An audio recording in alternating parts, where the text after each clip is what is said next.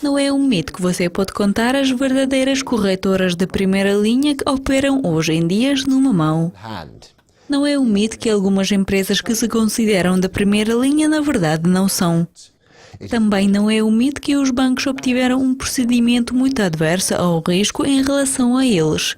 Nós descobrimos qual exatamente aparência tem uma corretagem de primeira linha.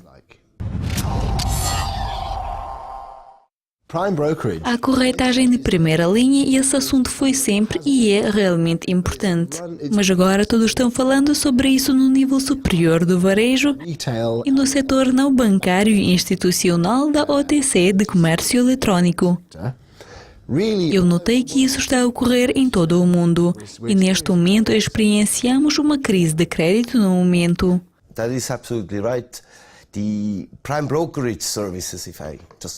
Sim, isso é absolutamente certo. Poucos bancos realmente grandes possuem os serviços de corretagem de primeira linha. Isso serve para todos os clientes. Muitos relacionamentos foram eliminados simplesmente porque não valia a pena. Agora permaneceram algumas relações de clientes que tentaram fazer uma oferta privilegiada para os seus clientes com mais ou menos sucesso. Na minha opinião e de acordo com a minha pesquisa, apesar de muitas empresas que foram culpadas e que tentaram colocar isso como uma base de marketing, provavelmente podemos contar as empresas existentes em todo o mundo que oferecem aos da Prime nos dedos numa mão. Eu concordo consigo. Mas não temos que esquecer que na corretagem de primeira linha existem relações essenciais, obviamente, entre o banco de corretagem de Prime e o seu cliente. Assim que esse cliente de corretagem de primeira linha está vendendo o auge da Prime para os seus clientes, existe necessidade do banco de corretagem de Prime conhecer esse cliente. Com certeza, e depois o processo de integração de cada cliente individual para o banco torna-se muito caro, tanto quanto a extensão de crédito está em causa. Exatamente, porque para o banco conhecer o cliente, o QAC para o banco não muda se isso é um cliente via relação direta ou via relação do cliente. Portanto, eu não acho isso muito bom oferecer esse tipo de serviços. E um ponto muito interessante é que muito poucas pessoas sabem disso. No ano passado eu tive o relatório do Citibank. E o Dukascopy é o maior banco corretor Prime de liquidez OTC por quota de mercado, por volume e tudo. Então eles enviaram-me o relatório e lá estava indicado que eles suspeitam que nos próximos anos eles não especificaram o tempo, mas eles preveem uma taxa de inadimplência de 57% na extensão do crédito da contraparte às empresas de OTC. Então isso perfeitamente mostra onde tudo vai enfrentar-se. Isso destaca porque os grandes bancos são tão cuidadosos em oferecer serviços de corretagem privilegiada para determinados clientes.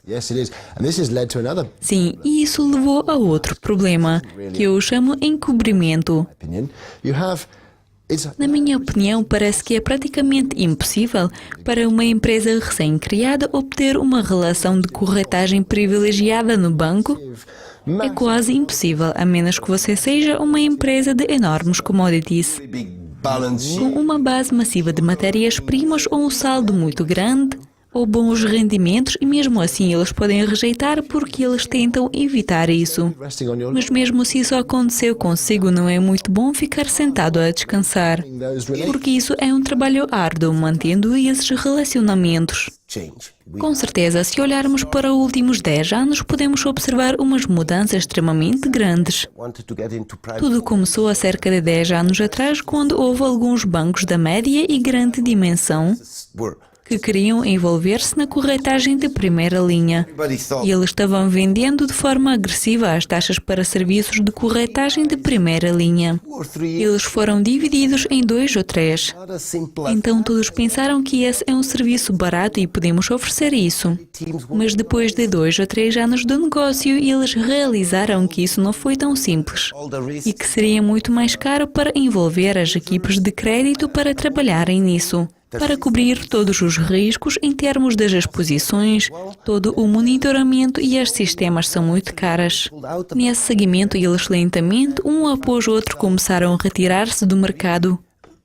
Em resultado, ficamos um dos 3-5 grandes jogadores que fornecem corretagem da primeira linha. Portanto, isso tornou-se quase um monopólio e todos passaram a ser muito seletivos com os clientes. Podíamos observar isso em caso da ParFX, que era a nova plataforma, o protótipo da qual foi lançado há 5 anos atrás e 15 bancos apoiaram imediatamente. Mas agora acalmou porque provavelmente alguns desses bancos foram retirados do espaço da corretagem da primeira linha. Exatamente. Então esse aspecto de encobrimento ocorre quando eles retiram-se do auge da Prime e fingem que ainda continuam a ser envolvidos no auge da Prime. Eles estão internalizando as ordens ou oferecem liquidez no varejo para uma corretora. Sim, eles realmente estão oferecendo uma abertura de conta institucional para os clientes especiais. Sim, isso mesmo. Então está ocorrendo uma integração do cliente e eles continuam a chamar-se da primeira linha. E eu assisti várias conferências e vi que isso é proliferado em todos os lugares. Isso é inacreditável e ninguém nunca questiona sobre esse assunto. Eles até fazem divisão de lucros e ninguém questiona. Bem, a divisão de lucros é um assunto ligeiramente diferente. Mas o auge da Prime é uma maneira de alavancar-se. Porque sendo um cliente, o seu custo de corretagem aumenta a cada ano. Então, caso se o volume não aumentar pela mesma margem, você precisa de encontrar novos empreendimentos comerciais e oferecer auge da Prime. Correto, e eu acho que é muito importante. Eu não posso estimular alguém para manter o verdadeiro auge da Prime, especialmente um corretor de varejo. Eles são poucos, é bastante fácil descobrir quem eles são. Na verdade, eles são bastante transparentes sobre isso. Isso é muito importante. Então temos a Dukascopy porque vocês têm a relação de liquidez direta com o UBS e Citibank. Em seguida temos Advanced Markets, Exabank, Saxobank, IS Prime, maioria deles são britânicos. Porque isso é um institucional e os bancos que fazem corretagem de primeira linha principalmente estão baseados em Londres. Mas a parte desses existem muito mais.